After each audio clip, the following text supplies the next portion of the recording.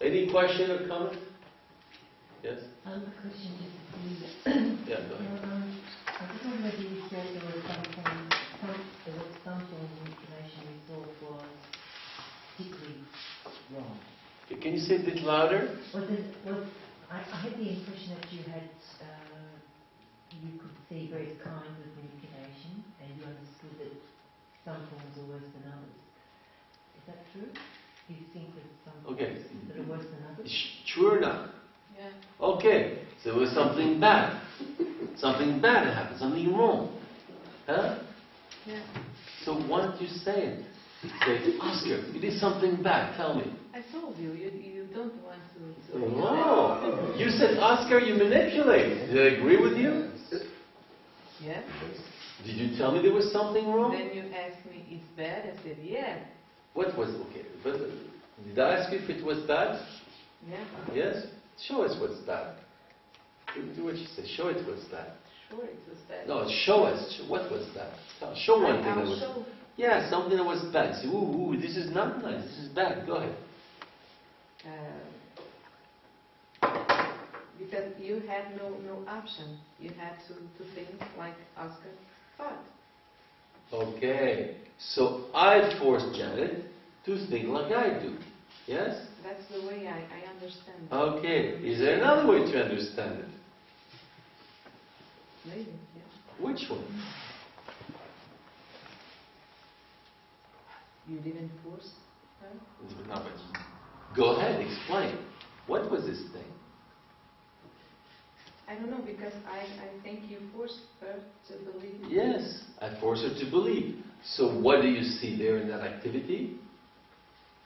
Therefore, what do you call that?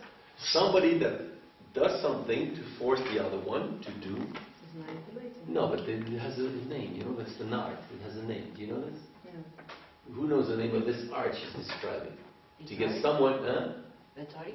Rhetoric. You're describing rhetoric. Yes? So you ask me to do rhetoric. Good? Yes. Yes. Okay. That's fine.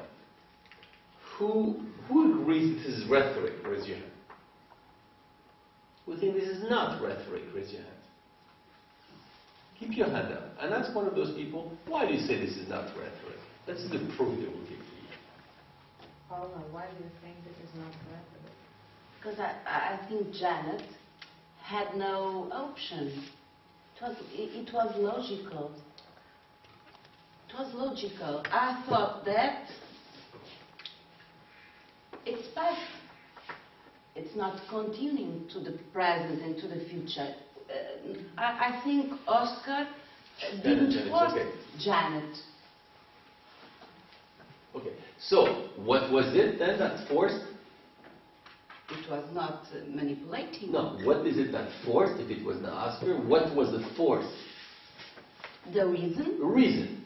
Okay. Do you agree with that or not? I'm tired. You're? Tired. Okay. I'm tired.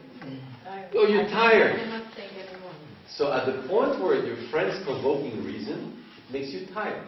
No, when Janet asked me, I was already... You were already tired. Okay, yeah? But that's an interesting. Not only that, but look at the interesting problem. When somebody is convoking reason on the other one, say, can you reason? And reason, does it make sense that reason can oblige somebody to come to a given conclusion? Make sense? Yeah. Now, who would say, this is manipulation, you're trying to talk me into what you think? Who thinks that? Suppose I say, I am here, and I'm in Paris. And you ask me a question to make me think, that's not possible. Make sense? If you're here, you're here. You cannot be in Paris at the same time. We good? And I say, hey, you're trying to manipulate me into accepting your idea. Yes? You see the picture? It's a movie I'm making for you. You see it? Yeah. That person is saying, hey, you're trying to manipulate me into thinking what you want. What's going on with that person's head? What do you know about that way of thinking of that person? The person who was being manipulated, or you? No, the person is saying, hey, you're trying to manipulate me to think like you want. You see? What's going on in that person's head? I don't know. You don't know. That's interesting. Who wants to say? Who has an insight? I'll put to you. You have? I think this person is not honest.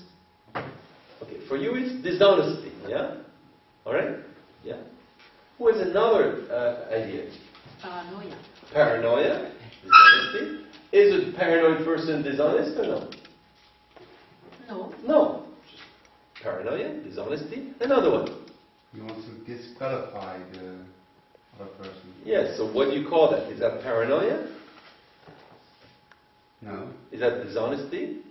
No. What is it?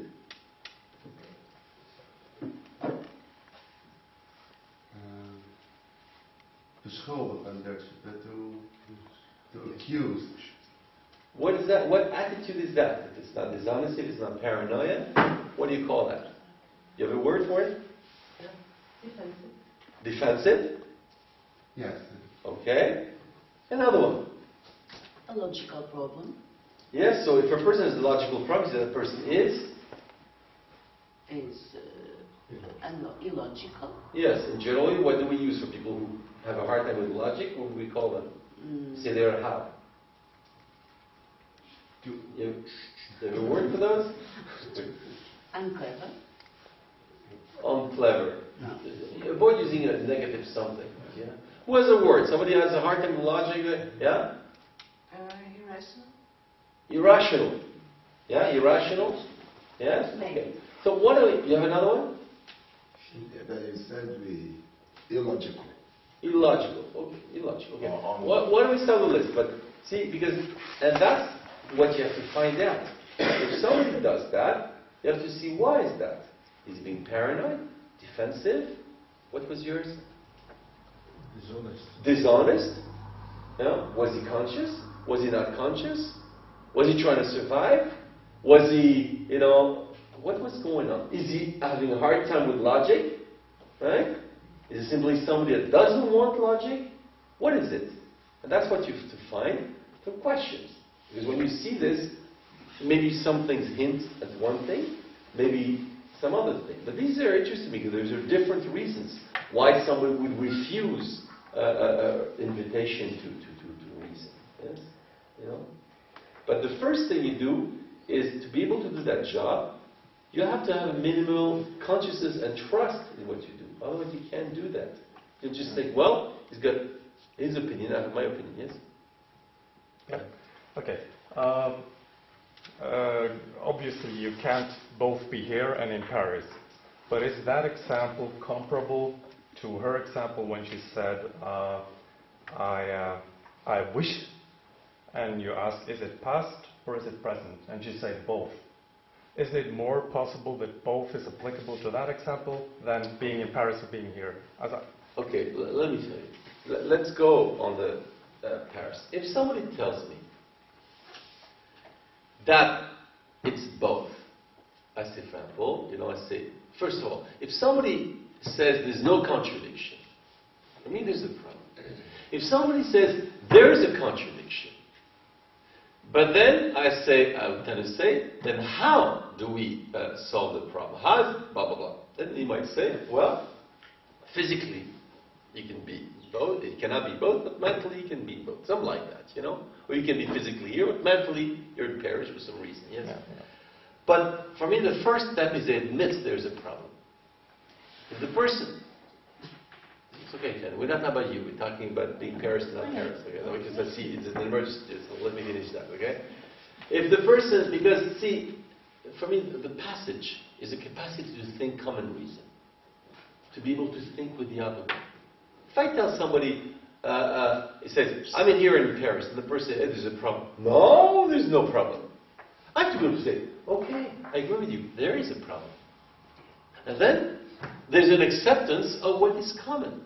But when a person, no, there's no problem, means I'm with in French, my quant à soi, I'm within my thing, my conviction, my thing, and you, I don't care.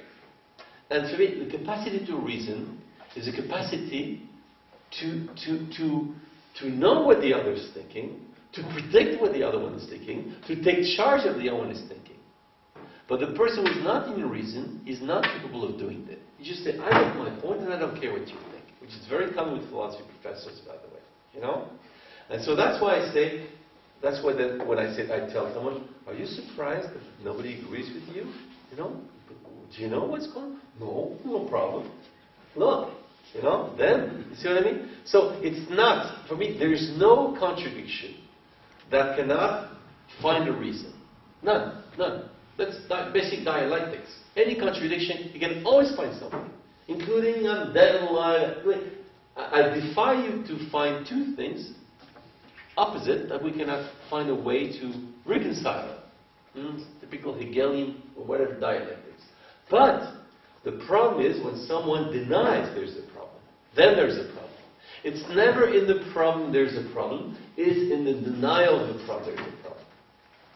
You know what I mean? If somebody says there's a contradiction, in a weird way there's no problem.